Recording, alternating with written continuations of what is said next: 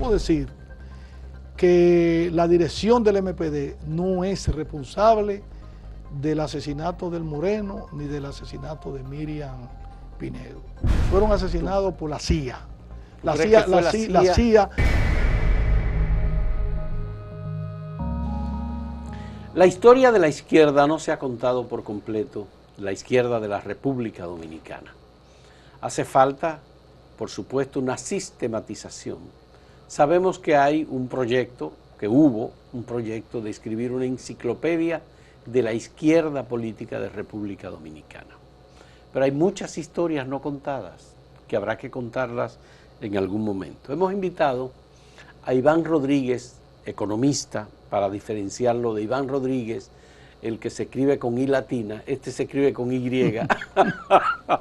que es uno de los que estuvo desde 1967 en el movimiento revolucionario Línea Roja del 14 de junio, pasó posteriormente a ser parte fundador de Voz Proletaria, un proyecto político, y después se integró a otras organizaciones, aparte de ser del movimiento estudiantil, a otras organizaciones políticas como dirigente de Fragua, una de las organizaciones importantes del movimiento estudiantil.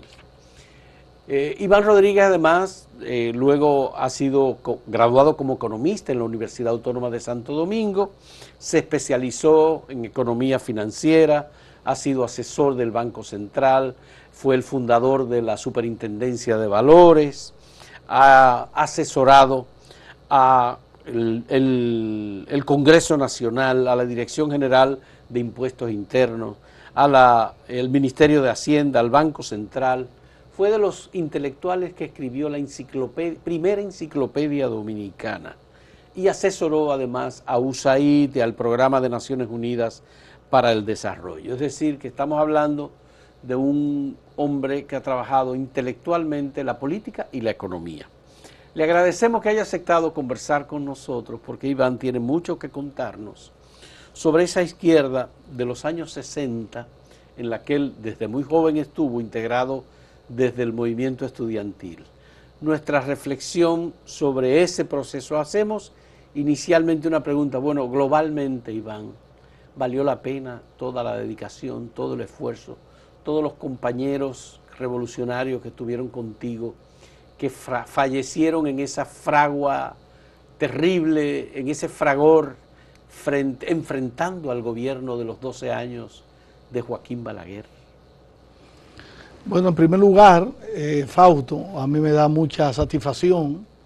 Es la primera vez que en mi periodo post-izquierda me hacen un programa sobre mi vida dentro de la militancia de izquierda, y por eso yo me siento muy a gusto y muy contento con hacer esta entrevista y darte las gracias por haberme traído a compartir. Yo no me arrepiento del pasado que me tocó vivir, porque para mí ese pasado me formó conductualmente y me hizo, desde el punto de vista de lo que es el humanismo, ser una persona de pasta humana. Si yo no hubiese transitado desde muy joven, yo diría que niño, por ese proceso de transformación permanente, ideológica y de movimiento permanente de rectificación, yo no sé qué hubiese sido mi vida, porque yo soy de un barrio de la capital donde el que no tenía militancia ideológica en su época generalmente terminó siendo un lumpen, lo que nosotros llamábamos lumpen. Yo soy nato de Villafrancisca, de la Caracas con Juana Saltitopa, un barrio de mucha efervescencia en tigueraje, y dentro de ese tugurio de lumpanares, al igual que otros muchos militantes, entre ellos Maximiliano Gómez, que fue mi vecino desde antes de matar a Trujillo hasta 1963, 1964, él vivía en la Juana Saltitopa y yo vivía en la Caracas con Juana Saltitopa. Miguel Duval, el Jabao, Fausto Valdés, para citar a algunos de los grandes dirigentes de mi época que me antecedieron en la militancia ideológica. Salimos de ese barrio, muchos se quedaron detrás y yo quizás me hubiese quedado en el lumpanal juvenil de esa época.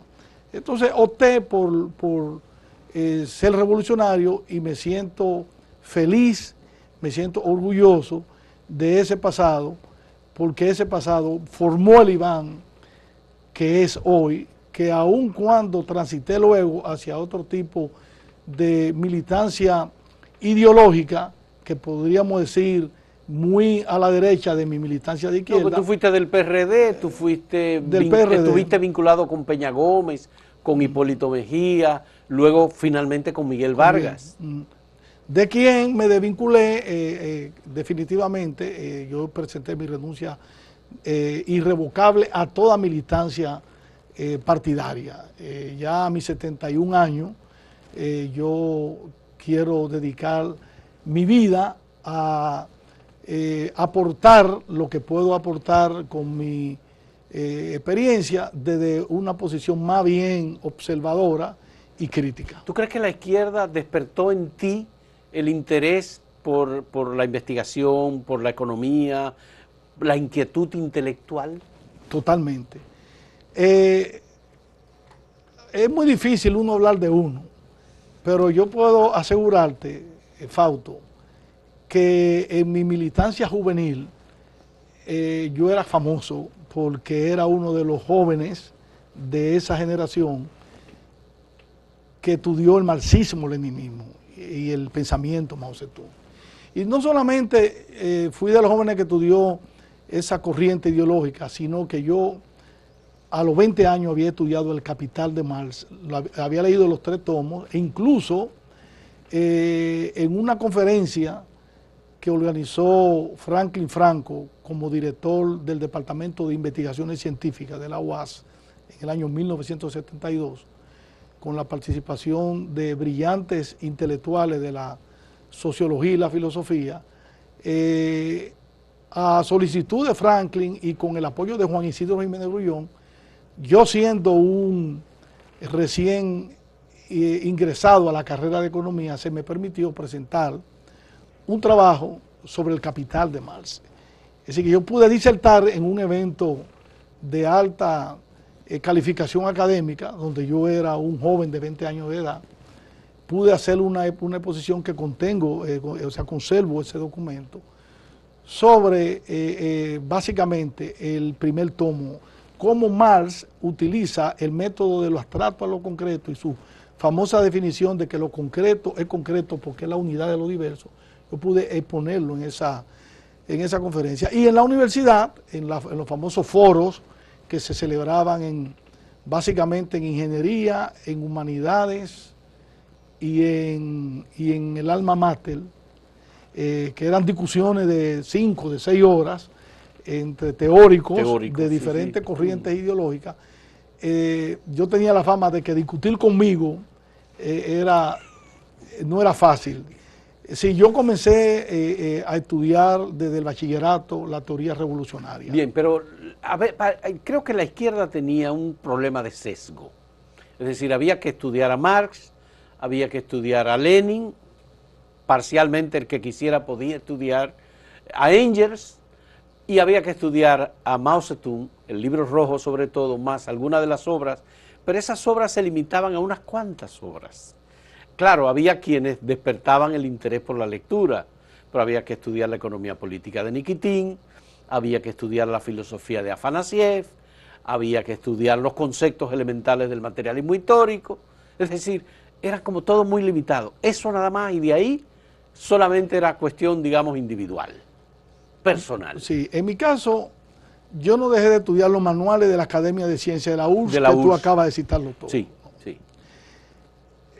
Yo puedo decir, con toda la autoridad que me caracteriza, que Dialéctica de la Naturaleza de Engels, sí. Anti-Düring de Engels, sí, de Engels, sí.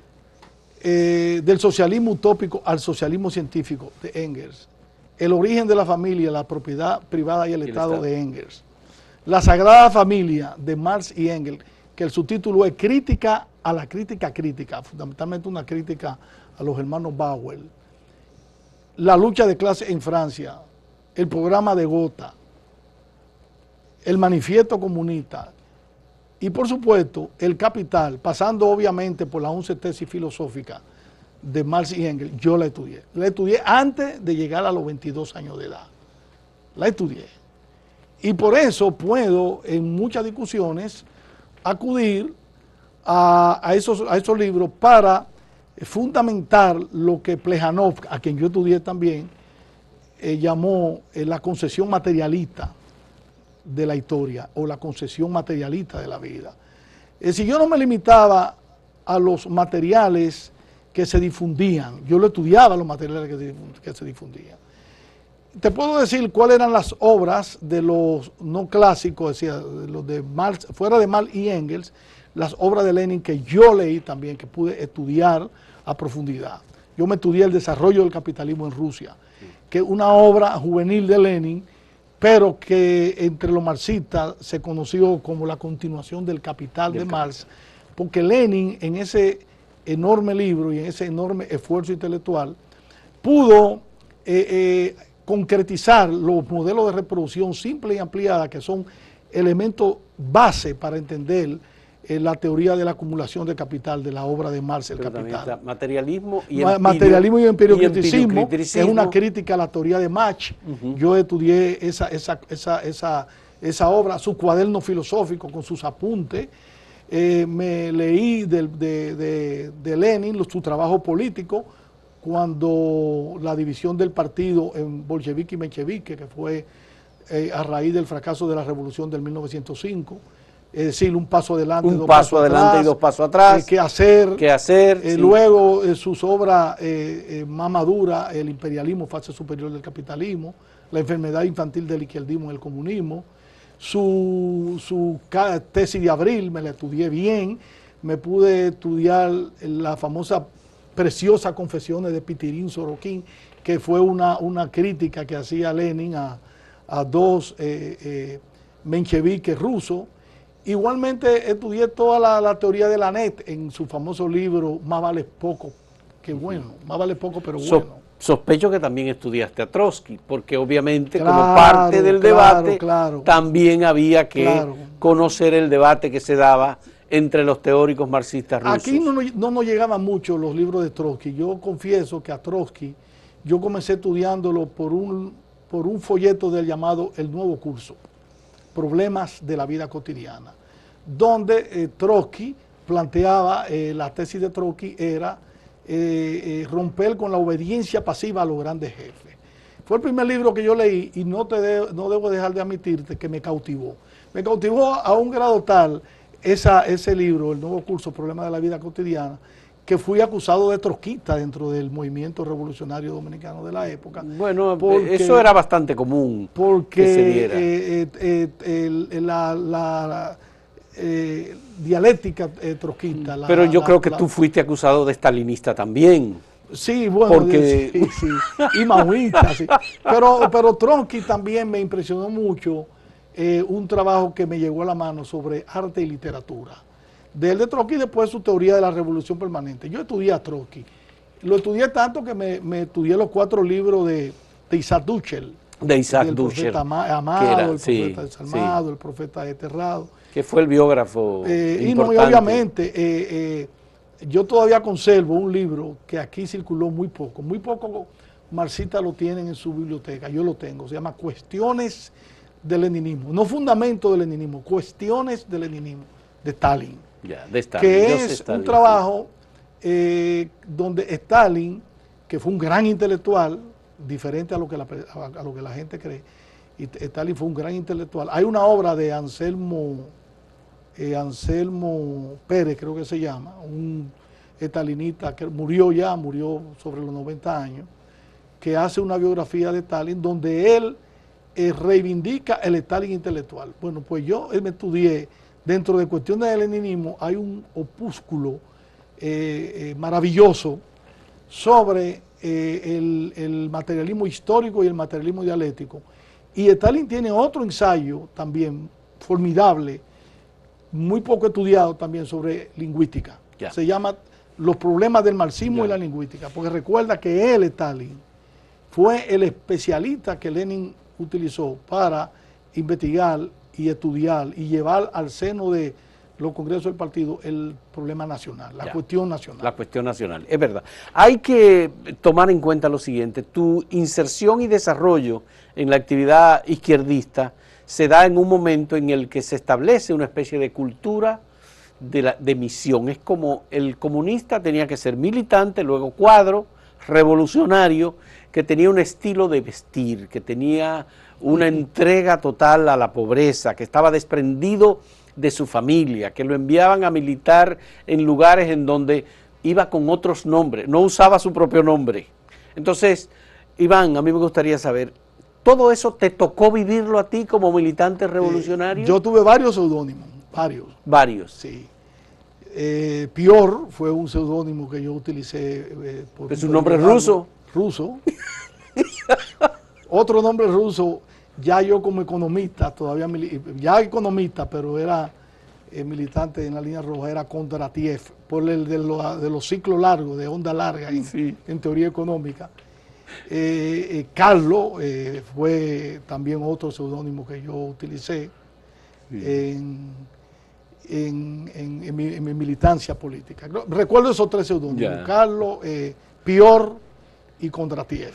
Y esos eran los nombres con los que nosotros nos identificábamos en la clandestinidad. Oye esto, nosotros teníamos, en el caso mío y de muchos otros dirigentes, nosotros teníamos presencia política legal en la universidad o en la escuela secundaria con nuestro nombre. Sí. Porque a mí me tocó ser dirigente de la UER como Iván Rodríguez. Sí. Y me tocó ser el secretario general de Fragua. Yo fui el último secretario general de Fragua. O sea, Fragua creo que tuvo 7 secretarios generales. El primero fue Arturo Valdomínguez, luego le siguió Amin Abel Jabún, después vino Leslie Cairá, después Guaroa Ubiña, después Chino Bujosa, después Fabio Rodríguez, y yo fui el último secretario general de Fragua. Me tocó ser secretario general de Fragua desde el año 1972 hasta el año 1974, donde ya yo salgo del movimiento estudiantil. Entonces, frente al público, ese Iván Rodríguez, cuando estaba en los aparatos políticos de los partidos de izquierda, no era Iván Rodríguez, o era Pior, o era Carlos, o era Kondratiev. Sí, pero ese era un proceso de proletarización, porque había que vestir de una manera, se usaba una boina o se usaban gorras, y se practicaba, y la pobreza era una virtud. Sí, mira, ¿era así o no es así? Yo no sé cómo la policía, pero yo creo que por eso la policía podía identificarnos, porque hay algo importante que tú debes saber: cómo nosotros éramos reclutados. Sí. En mi caso, yo entro al Liceo República Argentina, que estaba en San Antonio, sí, en el año 1964. Un niño, o sea, yo tenía 13 o 14 años. Y ya en el Liceo Argentina, 1964, había un movimiento fuerte estudiantil organizado en la Unión de Estudiantes Revolucionarios. UER. De esa generación de militantes de ese año, yo recuerdo fallecido a Rafael Gregorio Santana, fallecido a Jobse Fusil era su nombre de guerra, pero porque él era Cocolo, pero su nombre era Joseph, y Joseph Fusil, fallecido, Sótenes Tejada, fallecido también, de lo que yo recuerdo, Enriquito, fallecido también, Enriquito Chichá, le decíamos nosotros. Esa playa de dirigentes estudiantiles, yo lo veía en los cursos, cuando ellos iban a arengar para realizar una actividad. En esos años de 1964 estábamos frente al régimen opresivo de Don Enrique Cabral, al triunvirato de Don Enrique Cabral. Triunvirato. Y entonces a mí me gustaban ver estos dirigentes estudiantiles exponiendo en el curso, y yo dije, yo quiero ser delegado estudiantil en mi grado de la UER, porque a mí me gusta la forma en que ustedes plantean la cosa. Bueno, y yo me organizo ahí en la UER, en el 64, y con mi vínculo con ellos comenzó el cambio de conducta, comenzando por lo que tú dices, por la ropa. Compañero, usted tiene que ponerse camisa de caqui. ¿Caqui? Usted tiene que comprarse su bota de gamuza. Bota de gamuza. En Plaza Lama. En Plaza Lama no, en Casa Lama. En Casa Lama. Zapatería Lama. Sí. Que vendía la bota de gamuza. La boina o la gorra. Bueno, gorra, yo no usé gorra, porque a mí como que no me quedan bien ni los sombreros. Una vez usé sombrero, pero yo mismo como que me veía ridículo. Sí. Pero sí, se usaba la gorra verde, sí. Se usaban también gorritos de marino y sombrero. Y sombrero. Los pantalones jean. Y por la influencia del Moreno, porque a mí me tocó ser militante del MPD en el liderazgo del Moreno. El Moreno caminaba como empinado, es decir, él no afincaba los talones. Ya. Y nosotros... Ya. Sigiloso era el hombre. No hacía bulla, ¿no? No, nosotros queríamos caminar como él. Como el Moreno. Empinado, sí. Sin afincar los talones. Y eso de que queríamos llevar una vida proletaria, pues mira, yo te digo que en el año 1968, todavía yo dentro del MPD, yo quería ser obrero de la construcción. Obrero. Siendo estudiante del bachillerato, quería ser obrero de la construcción, y en esa época se estaba construyendo un cine, yo ahora no recuerdo cómo se llama el cine, pero era en la Teniente Amado García Guerrero, entre José Martí y Duarte, que al frente estaba la biblioteca o el viejo local del Partido Dominicano, que se convirtió luego en biblioteca. Ahí se estaba construyendo, pero ahora no recuerdo el nombre. ¿Y trabajaste ahí? No, yo fui, exacto, y duré 3 días subiendo mezcla, pero ya tú sabes. ¿Y en algún momento te pasaron algún arma de fuego para que la usara? Bueno, eso era obligatorio. Eso era obligatorio porque era una época que si tú no la usabas, podía ser fácilmente. Pero esa era tu consagración. Sí, teníamos que usarla. A veces eran para trasladarla, el uso, a veces era para realizar ciertas actividades.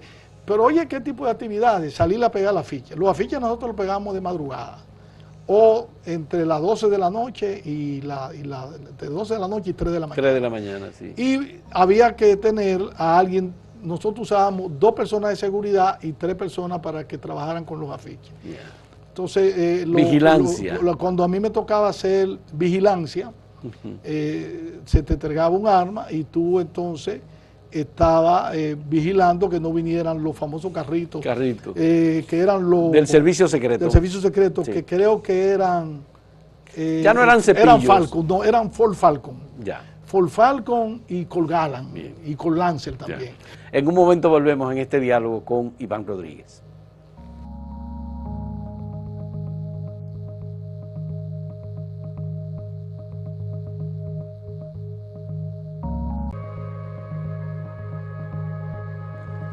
Iván, me interesa saber cómo tú pasas a ser fundador de Voz Proletaria, que fue salir del movimiento popular dominicano e integrar un movimiento político nuevo llamado Voz Proletaria.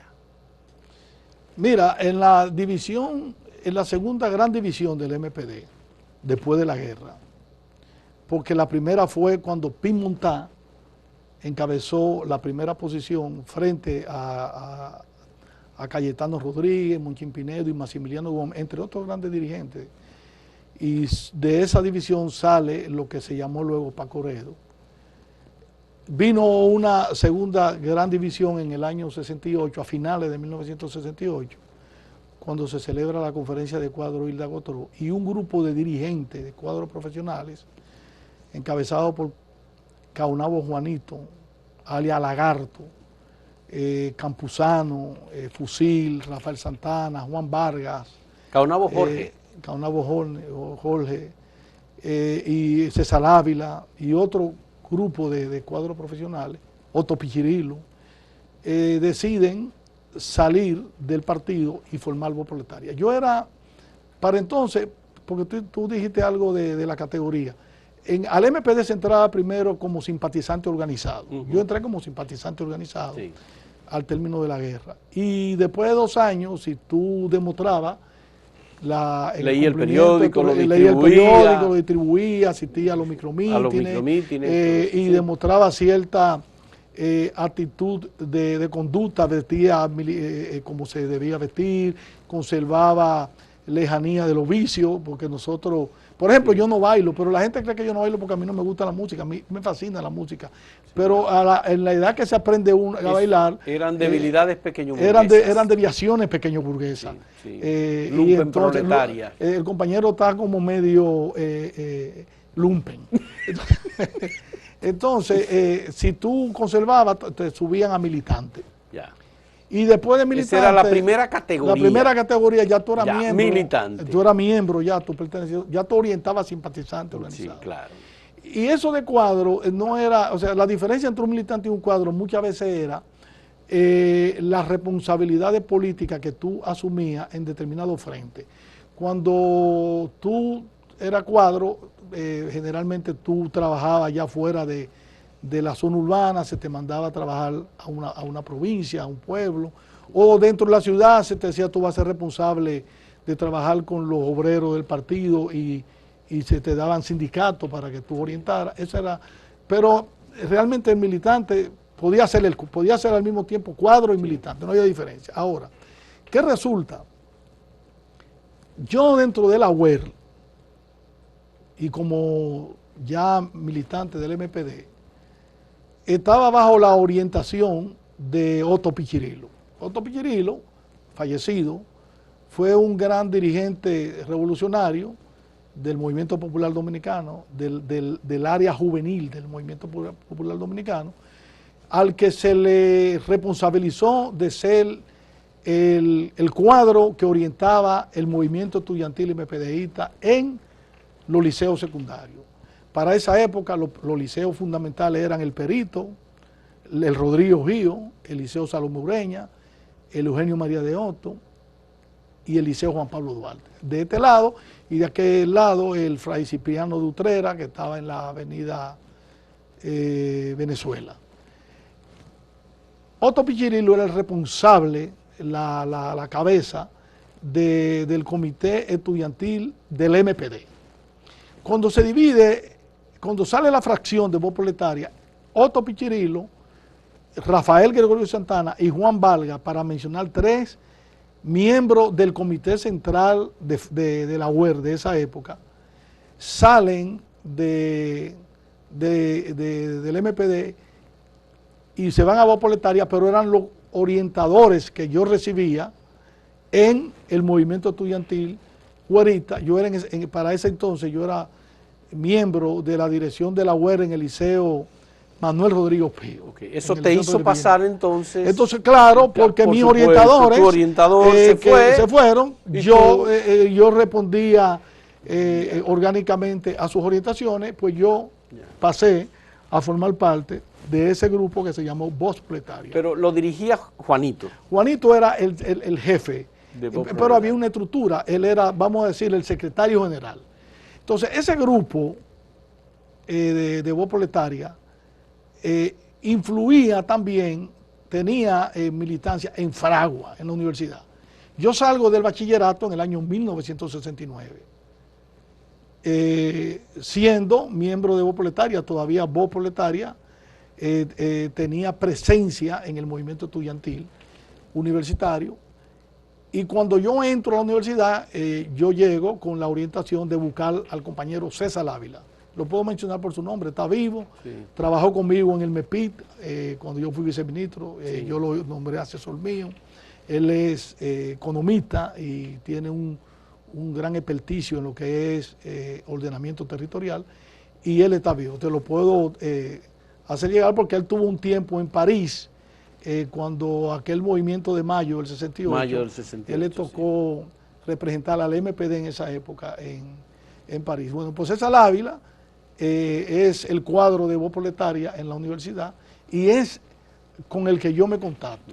Inmediatamente me contacto, voy a Fragua, yo entro a Fragua al Comité Central de una vez. Si yo pasé de la dirección de la UER al Comité Central de Fragua.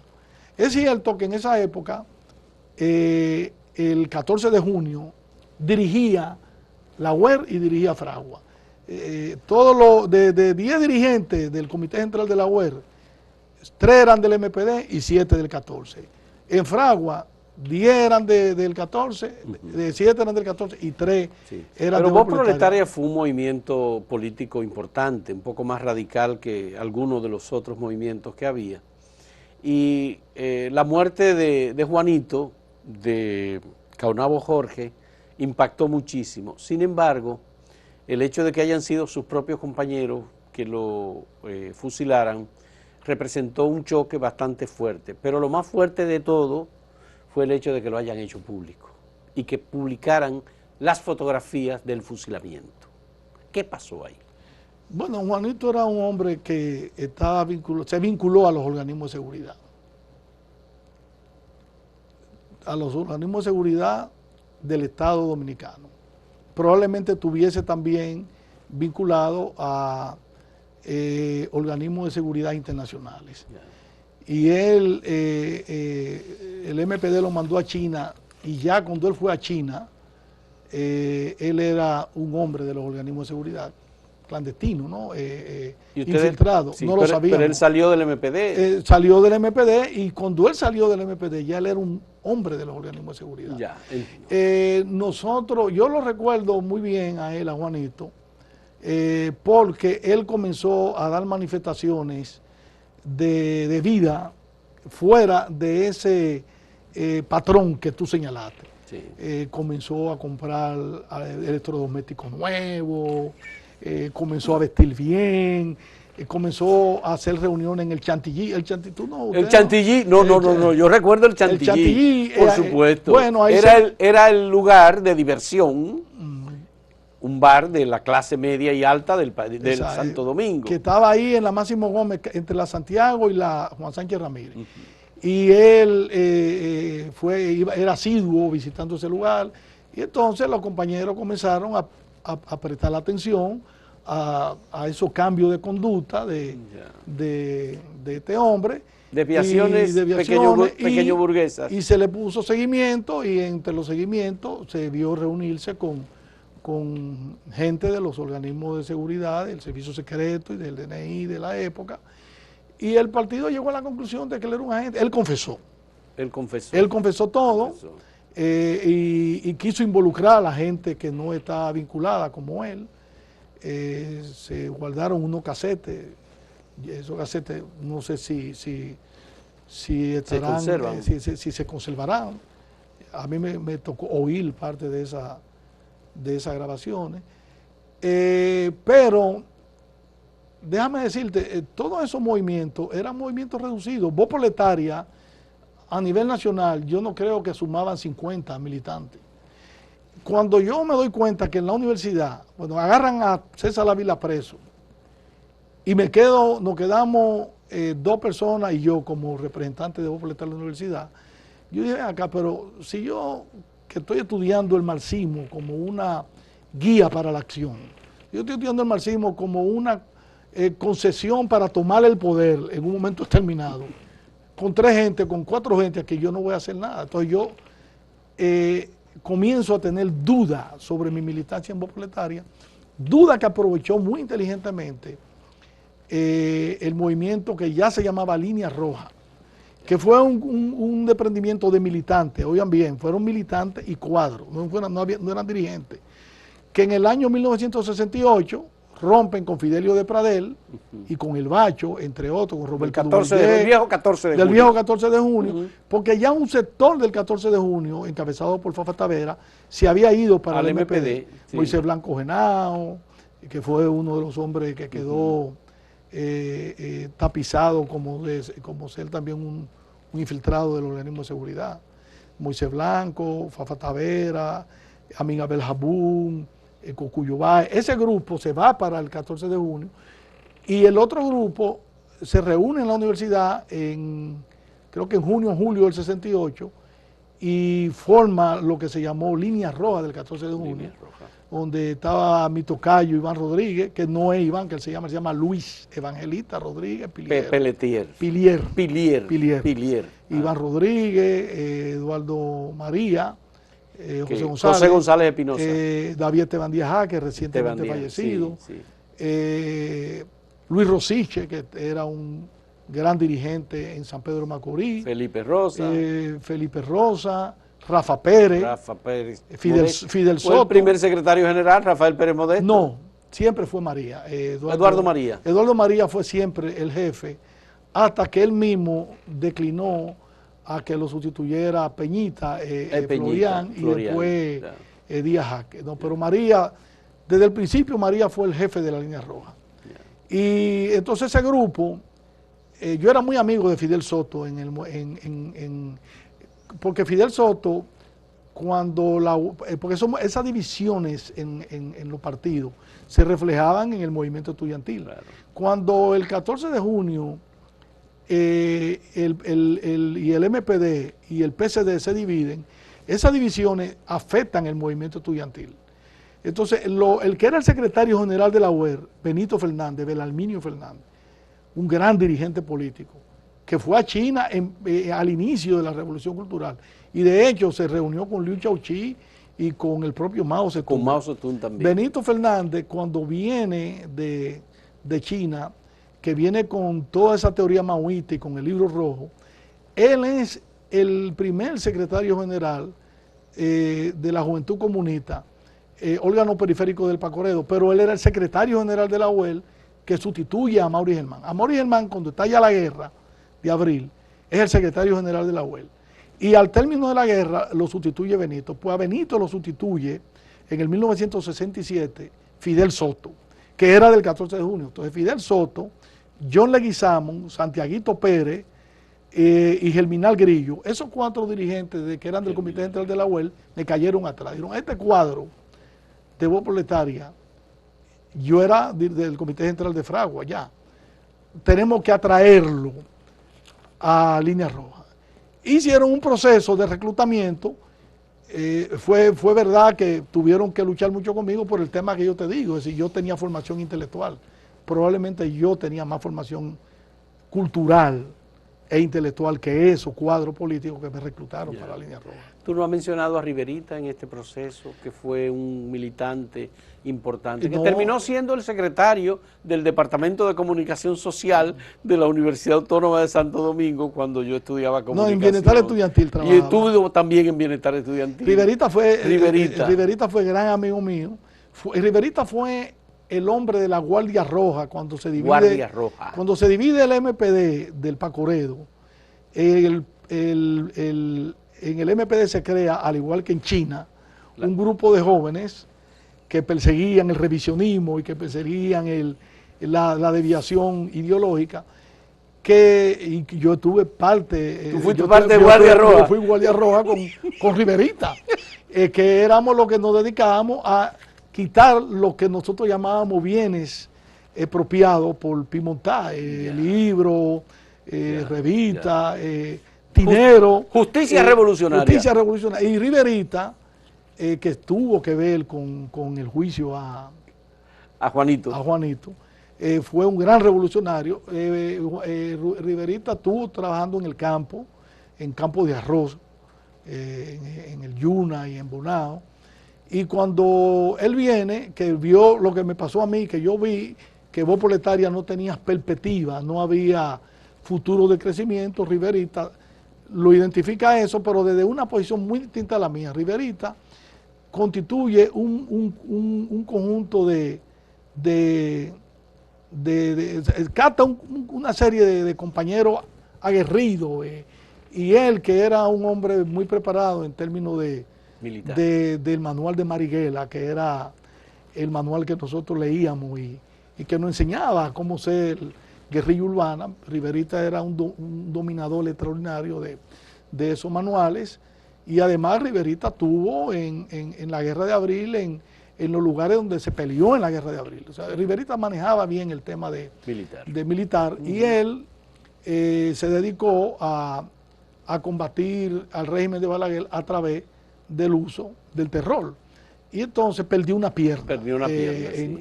En una bomba le explotó, una bomba de fabricación casera le explotó y le llevó una pierna.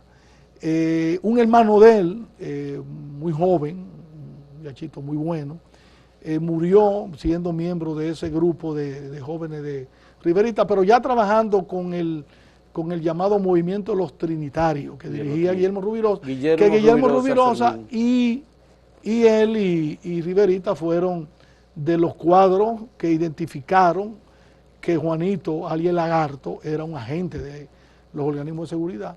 Entonces el hermanito de Riverita murió junto con Roberto Solano, un gran dirigente catorcista que también fue parte del grupo de los Trinitarios. Murió en Ciudad Nueva, cerca de, en la Estrelleta o en la calle El Número, asesinado por el servicio secreto que en esa época lo dirigía Caonabo Reynoso Rosario. ¿Qué impacto tuvo para ti la muerte de Maximiliano Gómez, a quien tú habías conocido, era tu vecino, cerca ahí de la Juana Saltitopa, cuando muere en las circunstancias en las que muere Maximiliano Gómez el Moreno? ¿Tú en esa época era del MPD? No, cuando... ¿Ya tú eras de Líneas Rojas? Ya yo era de Líneas Rojas. Bien, bien. Sí, sí, porque Maximiliano murió en el 71. Murió en el 71. Sí, y yo entré... En mayo de 1971. Correcto, yo entré a Líneas Rojas en ese periodo, entre mayo y agosto del 71, yo entré a formar parte de Líneas Rojas. A mí me impactó, me afectó, como afectó a todos los revolucionarios, la forma en que el Moreno fue asesinado. Debo decir que la dirección del MPD no es responsable del asesinato del Moreno ni del asesinato de Miriam Pinedo. Ambos fueron asesinados por Manolo Plata. No, fueron asesinados por la CIA. La CIA, y obviamente el instrumento que utilizó para cometer ese asesinato fue el señor Manolo Plata. El señor Manolo Plata fue el responsable porque era un agente de los organismos de seguridad, que dicho sea de paso venía de ser un militar. Antes de la Guerra de Abril, Manolo Plata era miembro de las Fuerzas Armadas. Y la CIA se valió de Manolo Plata para orquestar el asesinato de Maximiliano Gómez. Pero el MPD no tuvo absolutamente nada que ver en la muerte. Ahí estuvo Eleazar Rojas, estuvo Manolo Plata, fundamentalmente esas dos personas. Sería bueno, hay gente viva que estuvieron con el Moreno, está mi amigo y hermano Platón, Winton Vargas. Vargas Valdés. Tú debieras de traerlo por aquí. Sí. Yo también lo llevé al MEPIT. Yo tenía un buen equipo que trabajaba conmigo como viceministro que yo era. Yo tenía a Egal Erison Pichardo, gringo, que fue cancelado injustamente, y que un economista de formación matemática. Estudió economía en INTEC, creo que de la primera promoción de economista en INTEC. Dominaba las matemáticas, que la aprendió en México, hablaba perfectamente inglés, porque él vivió muchos años en Estados Unidos. De hecho, yo creo que él era más, por eso le decían el gringo en el MPD. Aquí se luchó mucho por la libertad de Garrison Pichardo. Sí. Se hizo famoso él. Y él fue cancelado injustamente en el MEPI. Entonces yo tenía a Platón, tenía a Amable de los Santos. ¿En qué año fue cancelado en el MEPI? En el 20. ¿Ahora? ¿A la llegada de este gobierno? Sí. Platón encontró a alguien que lo defienda y no lo cancelaron. Amable de los Santos fue cancelado, y César Ávila no sé si lo cancelaron, pues yo creo que sí que lo cancelaron. Pues yo lo llevé allá, pues fueron compañeros que lucharon por este país, y a mí me ayudaron mucho en el tema de la planificación regional y de la localización de inversiones públicas en provincia. Bien. En un momento volvemos en este diálogo con Iván Rodríguez.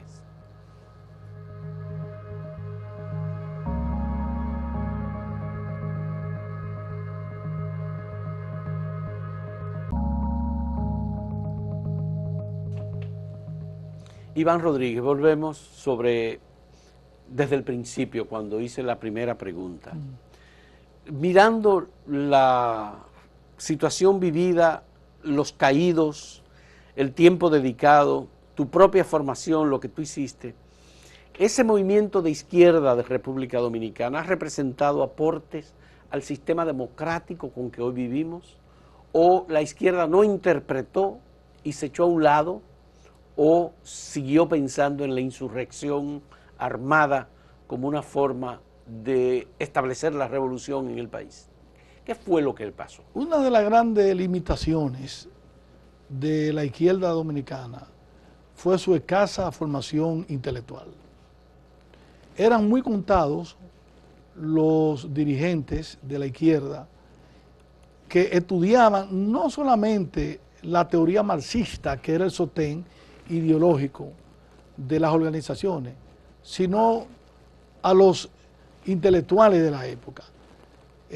Los dirigentes de izquierda de la República Dominicana no se preocupaban por conocer la geopolítica, por estudiar a los pensadores antimarxistas. O sea, los izquierdistas no conocían lo que era los fundamentos del liberalismo, la teoría económica de los libertarios, de Hayek, de von Mises, no habían leído a Karl Popper, no, o sea, había una formación muy limitada, a un nivel que yo te puedo decir que en la línea roja esencialmente se estudiaban los manuales militares de Mao Zedong, problemas de la guerra y la estrategia, problemas de la guerra de guerrilla antijaponesa, problemas estratégicos de la guerra prolongada, la cita al pensamiento de Mao Zedong, vive el triunfo de la guerra popular del Limpiao, los trabajos que escribieron los llamados de la banda de los cuatro, Chan Chun Chao, sobre la dictadura del proletariado, de Yao Wen-Yuan y demás. Pero ya eso fue muy posterior, lo de la banda de los cuatro, porque ahí estuvo involucrada incluso hasta la viuda de Mao Zedong. Pero eso eran los documentos. Si tú buscas, tú te pones a leer los periódicos de los grupos de izquierda y tú verás, si tú lo ves hoy desde la perspectiva intelectual que se tiene, eran panfletos, eran consignas y muy mal elaboradas. O sea, no había un pensamiento marxista formado, salvo las excepciones de lo que eran profesores universitarios y que militaban fundamentalmente en el viejo Partido Socialista Popular, PSP, sí. y luego en el PCD, y algunos en el 14 de junio, como yo te puedo decir el caso de Ismael Ortivene, que era el seudónimo de Nelson Ceballos, Nelson Moreno Ceballos. Nelson Moreno Ceballos, que su seudónimo era Ismael Ortivene, que escribió mucho sobre la economía de Marx. Y pues tú no mencionas a nadie en el MPD. Y en el MPD, había teóricos. Pero que intelectuales del MPD, que yo pudiera... El MPD tenía mucha influencia en la Universidad Autónoma de Santo Domingo. Pero fue el partido que más creció en los sectores populares. Pero fíjate, y fue el principal grupo de izquierda de la República Dominicana. De la República Dominicana, claro. Pero tú, si yo te digo, búscame un Luis Gómez Pérez, que era un hombre del PCD, con un dominio extraordinario de la obra de Marx, El Capital, y es un abogado. No lo había en el MPD. Si yo te digo, búscame un Carlos Acquasiati, que era un hombre que dominaba las herramientas fundamentales de la planificación, tanto de la planificación capitalista como de la planificación socialista. No lo había en el MPD. Pero en el MPD, por ejemplo, había personas como Arismendi Díaz Santana. Arismendi Díaz Santana, yo diría que era el economista de más formación y que estudió El Capital de Marx. Sí. Fuera de Arismendi Díaz Santana, o sea, en la universidad el MPD era fuerte en ingeniería, pero los ingenieros no son dados al discurso teórico. Tenía fuerza en medicina, pero los médicos tampoco eran dados al discurso teórico. En ciencia económica, como te dije, estaba Arismendi de Santana, que era un gran académico y un gran pensador, con un enorme dominio de la teoría de Marx del capital, pero Guarocuya Batista del Guarocuya Villar no era del MPD. no era del MPD. No, Guarocuya estuvo más vinculado al PCD que al MPD. Y Guarocuya fue un intelectual que estudió la teoría marxista, pero no era un dirigente político. Entonces yo te digo que la izquierda, si se ve, bueno, Roberto Casá, que viene pero Roberto Casá viene del lado del PCD. Sí, Entonces los intelectuales, lo que podían darle contenido ideológico y cultural a la militancia política, no estaban en los partidos que eran aguerridos en la militancia orgánica e ideológica contra el régimen de la época, que eran Línea Roja, Voz Proletaria y MPD fundamentalmente. Esos eran los tres grupos que más enfrentamiento, y que más militancia y que más sindicatos dominaban, pero no dominaban mucho esos tres partidos. ¿Estaban más en el PCD? Los intelectuales de izquierda estaban más en el PCD, y en el PSP, que en los grupos que realmente influían. ¿Quién dirigía el movimiento estudiantil? MPD, Línea Roja, Voz Proletaria y los Corecatos. Eran los grupos que dirigían los movimientos, los sindicatos, por ejemplo, Nacho Sin. Lo dirigía el PRD, pero el grupo de izquierda que más fuerza tenía después del PRD, que de hecho llegamos a tener plancha casi vencedora en un Nacho Sin, fue la Línea Roja del 14 de junio.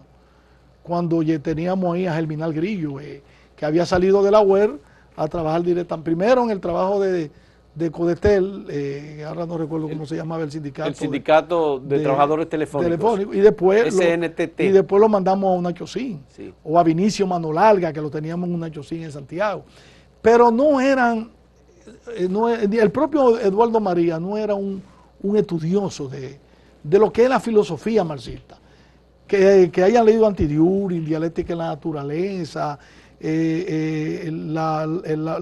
las obras del joven Marx, su concepción del Estado de Derecho. Sí. No. Entonces, eso por un lado. Por otro lado, eran jóvenes. Los dirigentes de esos grupos, de los tres grupos más radicales, muy poco, en esa época, pasaba de los 30 años de edad. Fíjate, por ejemplo, Amaury Germán murió a los 24 o a los 25. Amín Abel Jambón murió a los 26. Otto Morales murió a los 25. El Moreno murió a los 28. Popo, el jefe de Voz Proletaria, murió como de 27 años. Nosotros, los que éramos dirigentes estudiantiles, éramos jovencitos. Yo tenía 20 años cuando fui secretario. A mí me eligen secretario general de Fragua a los 20 años de edad. Un niño, un muchacho. Entonces, quizá también la juventud de los dirigentes y el hecho de que vivíamos en la clandestinidad influyó mucho en que no se articulara un proyecto de izquierda fundamentado en sólida base intelectual. Eso es básico. Y la otra cosa básica fue el tema de la división entre China y la Unión Soviética. Eso para mí fue un factor determinante del desguañangue del movimiento de izquierda en América Latina. Bien, porque si tú no eras prosoviético, era prochino. Y un prosoviético y un prochino eran enemigos. Y finalmente, Peña Gómez, que fue una persona que yo le tuve mucha admiración, se me acercó a través de un amigo común y comenzamos a hablar de esto que estamos conversando y me dijo, ¿por qué tú no te vienes para el PRD? Y yo le dije, eso es una posibilidad, porque esa es otra cosa importante que voy a decirte para concluir. Aquí se planteó el dilema en los 80 de una vez tumbado el balaguerismo, porque el antibalaguerismo fue el principal leitmotiv que unificó a todos los jóvenes revolucionarios en su época para ser militantes de izquierda. Entonces, una vez que salimos de Balaguer en el 1978, dentro de los movimientos de izquierda se planteó ¿seguimos o buscamos una vía de desarrollar nuestras concesiones a través o del PLD o del PRD? Muchos de mis amigos íntimos, Fidel Soto, por ejemplo, un gran dirigente político, uno de los hombres más honestos que yo he conocido y un gran ser humano, ojalá tú lo pudieras tener por aquí, que fue secretario general de la UER, se fue para el PLD. Se fue para el PLD cuando Leonel era un simple muchachito del PLD. Otros amigos míos como Rafael Pérez Modesto se fue para el PLD.